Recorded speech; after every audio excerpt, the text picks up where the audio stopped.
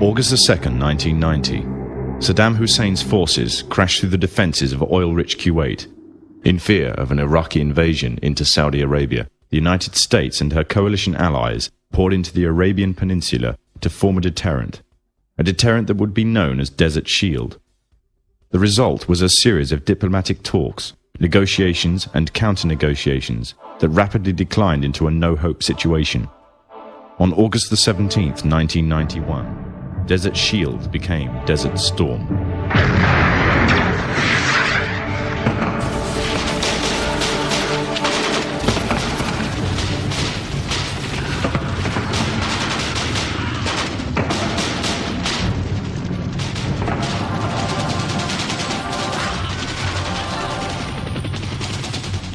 The conflict was witnessed by millions through the eye of CNN and the BBC, showing propaganda of the systematic eradication of Saddam's forces by a coalition far superior in technological, political, and economic power. However, what was little known was that from the outset the war was engineered, controlled, and manipulated by an elite group. A group which had created the illusion of a man with power, at the head of a million-strong army, on the verge of going nuclear. A man who had gained control over 1/5 of the world's oil overnight. However, in reality, he was merely a pawn, in amongst many pawns, just a puppet in a grand master plan, with the Gulf War as a well-orchestrated stepping stone. The orchestrators of the war were by no means strangers to controlling major world events. In fact, they have done so for centuries. From the shadows, they have engineered every major war, revolution, and recession. They control everything you read, everything you hear, and everything you see. They have managed to indoctrinate an entire populace to their way of thinking, and have infiltrated key positions in places of authority.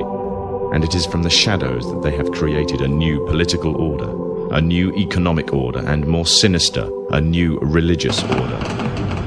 Their ultimate aim is total global domination, and they will stop at nothing to reach their goal. The goal that was outlined in a speech given by former President of the United States, George Bush. What is at stake is more than one small country. It is a big idea, a new world order.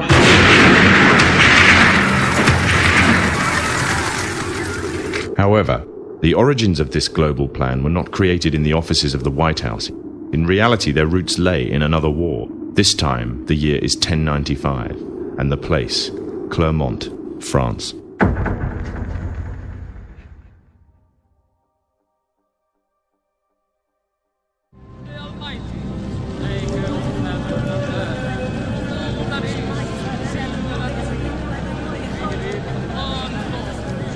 De tus pecados, en el nombre del Padre, del Hijo y del Espíritu Santo. 11th century Europe was ruled by the Church, which held a firm grip on the hearts and minds of the people. This power enabled Pope Urban II to wage war on the Muslim Caliphate and crusade in what he called a War of the Cross, to recapture the land of Jerusalem. It had been under Muslim rule since the year 637, but in 1099, this rule was brought to a bloody and sudden end. In the name of the cross, women were raped and murdered. Children were put to the sword, and it is said that blood ran in the streets knee-high to the horses. Out of this land of bloodshed and terror, a group of men arose.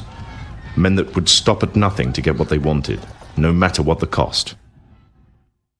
20 years after Jerusalem was taken, the Dome of the Rock was seized by a group of warrior monks calling themselves the Knights of the Temple of Solomon, or more simply, the Knights Templars.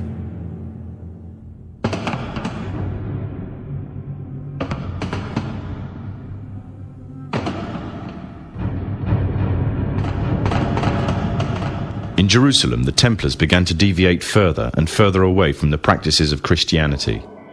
They learnt the secret arts of the Kabbalah, an ancient form of Jewish magic, along with its dark rites and rituals.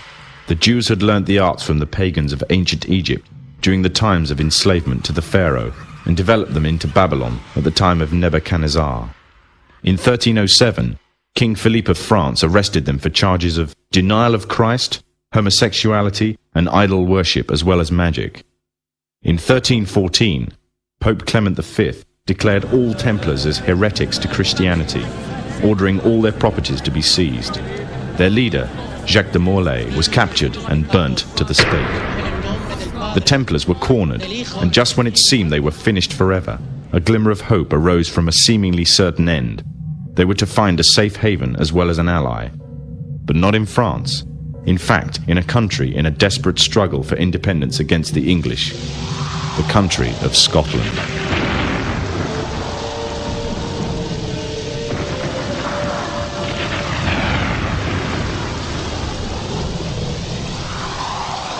For some, Scotland's hope of independence had died with the death of William Wallace.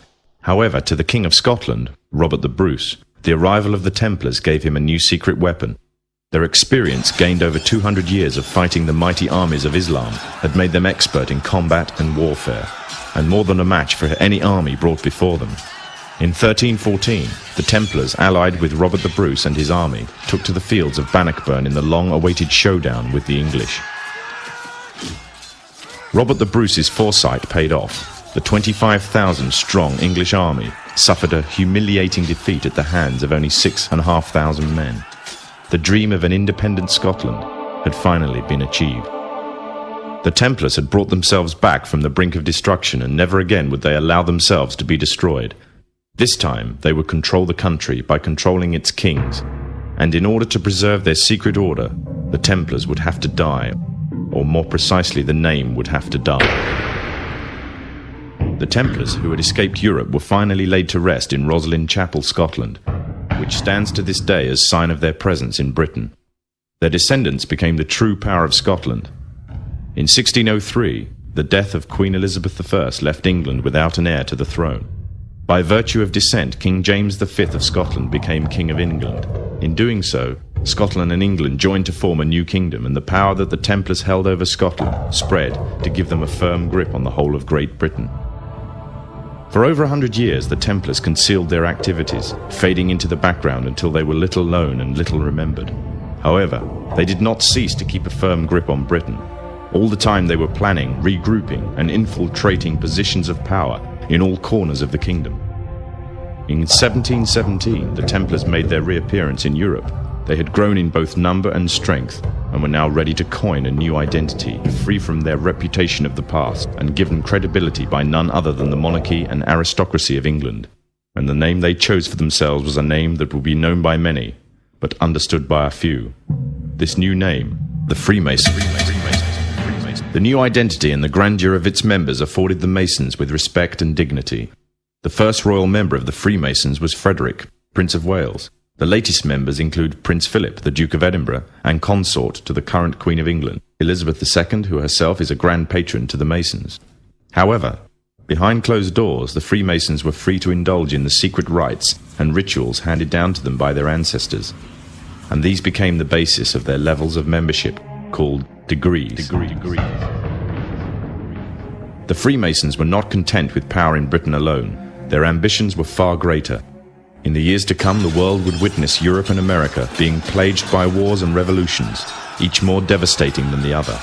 However, these would not be as commonly believed, the spontaneous effects of a downtrodden people, but in fact schemes created by the exclusive few, driven by hunger for absolute power. All this would take place from the very country from which they had fled centuries earlier, and would become the base for their global domination.